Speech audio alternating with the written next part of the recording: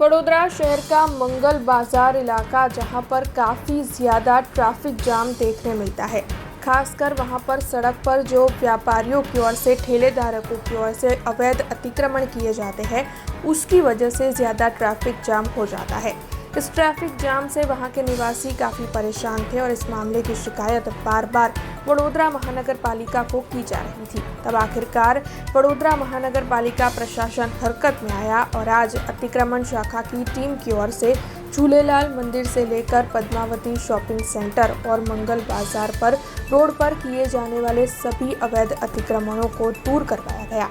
इसी के साथ व्यापारियों और ठेले धारकों को पालिका की अतिक्रमण शाखा की ओर से ये नोटिस भी दी गई है, वार्निंग दी गई है कि अगर आने वाले वक्त में फिर से उनकी ओर से सड़कों पर अवैध अतिक्रमण किए जाएंगे तो फिर से उन सभी का माल सामान जब्त कर लिया जाएगा।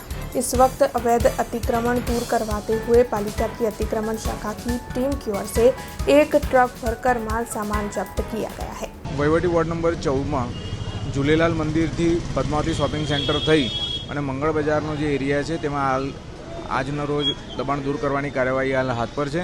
કાલે સાંજે પણ એ પ્રકારના દબાણો દૂર કરવામાં આવેલા અને ઝૂલેલાલ મંદિરવાળો જે રસ્તો છે એ જનરલ રાહદારી માટે ખુલ્લો મૂકવામાં આવેલો હતો અને હાલમાં એક ટ્રક જેટલો માલ સામાન જપ્ત કરવામાં આવેલ છે।